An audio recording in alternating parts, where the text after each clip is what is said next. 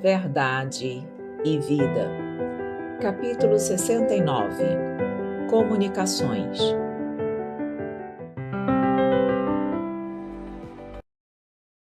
Amados, não creiais a todo espírito, mas provai se os espíritos são de Deus. Primeira Epístola de João, capítulo 4, versículo 1.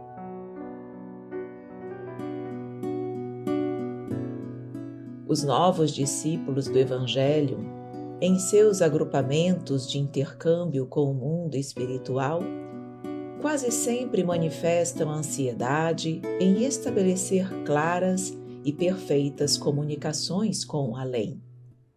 Se muitas vezes aparecem fracassos nesse particular, se as experimentações são falhas de êxito, é que na maioria dos casos o indagador obedece muito mais ao egoísmo próprio que ao imperativo edificante. O propósito de exclusividade nesse sentido abre larga porta ao engano. Através dela, malfeitores com instrumentos nocivos podem penetrar o templo, de vez que o aprendiz cerrou os olhos ao horizonte das verdades eternas. Bela e humana dilatação dos laços de amor que unem o homem encarnado aos familiares que o precederam na jornada de além-túmulo. Mas é inaceitável que o estudante obrigue quem lhe serviu de pai ou de irmão a interferir nas situações particulares que lhe dizem respeito. Haverá sempre quem dispense luz nas assembleias de homens sinceros. O programa de semelhante assistência, contudo, não pode ser substancialmente organizado pelas criaturas, muita vez inscientes das necessidades próprias.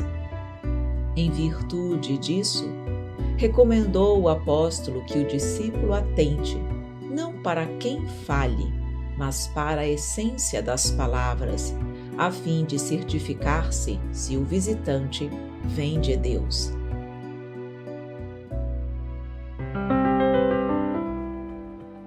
Meus queridos amigos, que considerações relevantes do nosso benfeitor Emmanuel. Porque, sem sombra de dúvidas, um dos grandes problemas ainda enfrentados por todos nós no que tange às comunicações com o plano espiritual, é exatamente no que abordar, no conteúdo e no objetivo dessas comunicações. O que eu devo abordar, conversar, esperar e almejar de um intercâmbio com o plano espiritual. A doutrina lindamente nos esclarece que o objetivo dessas comunicações é sempre o bem. É sempre buscar a caridade, fazer ao próximo tudo aquilo que nós gostaríamos que nos fosse feito. O objetivo essencial das comunicações é o aprimoramento moral do ser humano. O problema é que grande parte da humanidade não busca os espíritos para isso, para o seu próprio aprimoramento espiritual.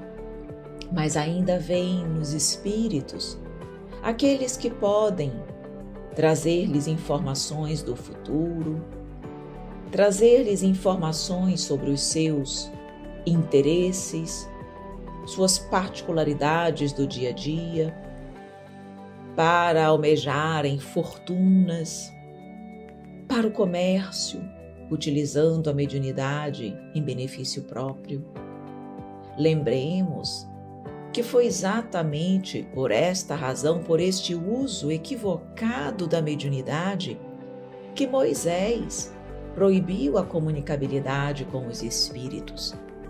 Não foi o fato de a comunicação ser proibida por ser algo ruim ou indevido. Moisés era médium de efeitos físicos e muito bem utilizava a sua faculdade mediúnica.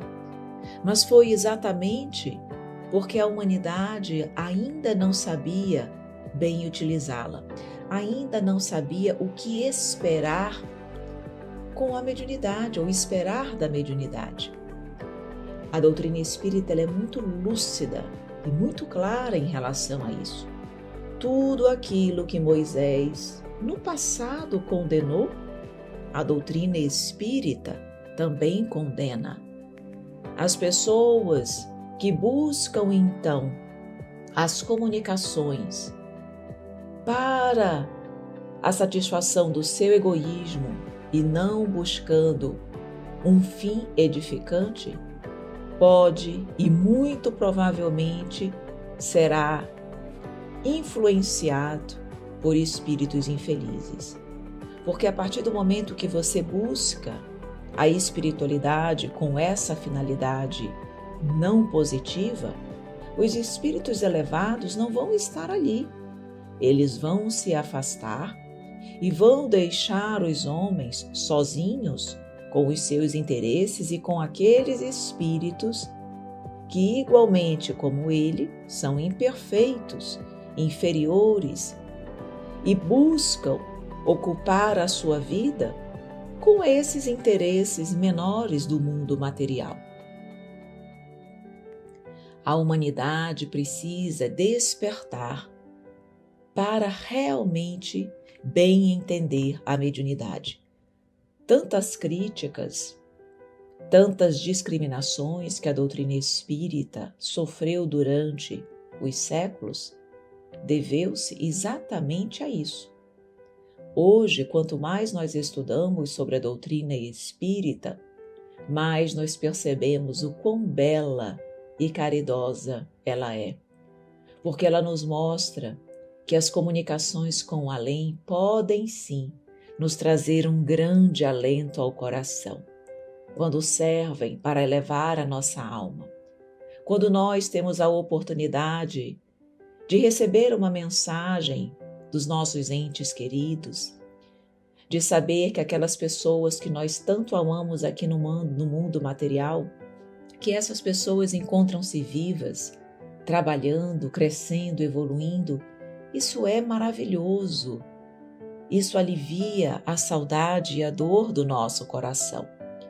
Mas, como diz o benfeitor na passagem, é inaceitável que nós obriguemos quem nos serviu de pai ou de irmão a interferir nas situações particulares que nos dizem respeito, ou seja, fazer deles pessoas que vivem à nossa disposição para nos falarem, nos orientarem sobre a vida material.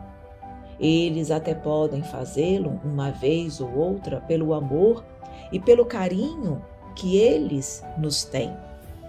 Mas nós os buscarmos unicamente com esse objetivo, com esse propósito de exclusividade, no sentido de alguém estar ali o tempo todo à minha disposição, é como diz Emmanuel, abre larga porta ao engano.